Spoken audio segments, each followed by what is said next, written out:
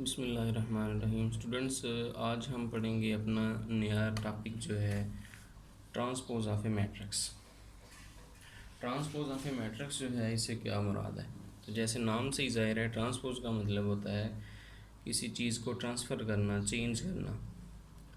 जैसे डेफिनेशन अगर आप इसकी गौर से देखें तो square matrix obtained by changing rows into columns or columns into rows of a matrix is called transpose of that matrix। मतलब ये हुआ कि अगर हम किसी भी दिए हुए मैट्रिक्स के अंदर रोज़ को कॉलम्स के अंदर चेंज कर दें या फिर कॉलम्स को रोज़ के अंदर चेंज कर दें, तो जो नया मैट्रिक्स हासिल होता है उसको हम ट्रांसपोज ऑफ दैट मैट्रिक्स कहते हैं। फिर देख लें डेफिनेशन एक दफ़ा। ए matrix obtained by changing the rows into columns or columns into rows is called transpose of that matrix।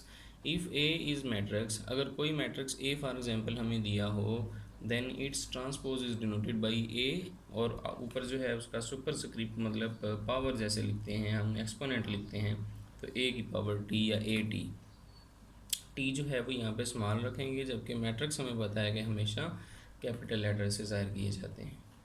तो ये डेफिनेशन है इसकी। इससे रिलेटेड एक्सरसाइज 1.2 जो है उसका क्वेश्चन हमने करना है, जो कि क्वेश्चन नंबर 5 है, पेज नंबर 9 के ऊपर।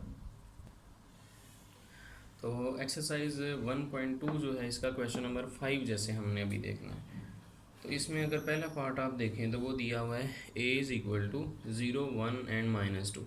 अब एक ही कॉलम है, इसके अंदर इसका हमने ट्रांसपोज फाइंड करना है, तो a transpose is equal to आ जाएगा। फिर दूसरी साइड पे भी इसका पहले ट्रांसपोज लिख लेंगे, फिर a t is equal to आ जाएगा 0, 1, -2। यानी कॉलम दिया हुआ था, हमने रो के अंदर चेंज कर दिया है। b पार्ट के अंदर b इज़ इक्वल टू 5, -1, -6 दिया हुआ है। हमने दोनों साइडों पे पहले ट्रांसपोज लिख लेना है, फिर b transpose is equal to आ जाएगा 5, 1 और -6, यानी रो जो दी हुई है इसको कॉलम के अंदर चेंज कर दिया है। इसी तरह से इस क्वेश्चन नंबर 5 के जो रिमेनिंग पार्ट्स हैं आपने वो कर लेने हैं।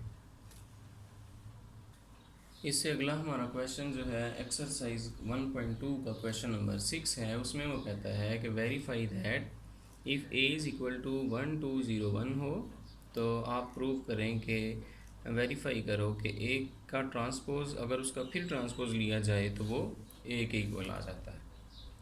तो a की वैल्यू दी हुई है, यानी a मैट्रिक्स दिया हुआ है, अगर हम इसका डबल ट्रांसपोज फाइंड करें तो वो दोबारा a के इक्वल आ जाता है। ये हमने प्रूव करना है। सोल्यूशन में लिखेंगे एज a हमें दिया हुआ था a इज़ इक्वल टू 1, 2, 0, 1।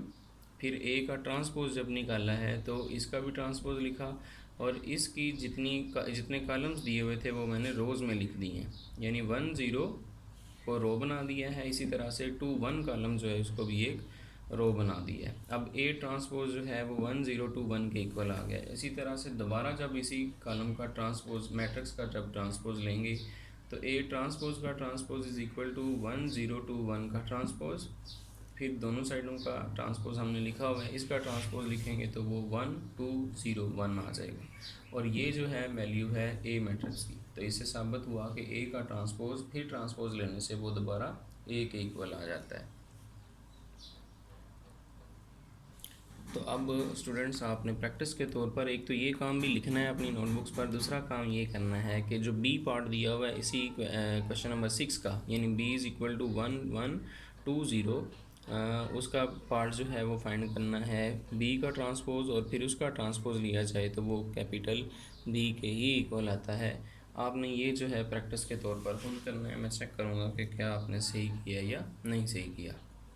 तो आज का काम जो है आपका यही है कि आपने एक्सरसाइज 1.2 जो है वो कंप्लीट कर लेनी है अपनी नोटबुक्स पर, और जितनी डेफिनेशनें हमने कर ली हैं वो सारी डेफिनेशनें जो हैं अच्छी तरह लिख भी लेनी है और याद भी कर लेनी है। ओके, अल्लाह हाफिज़।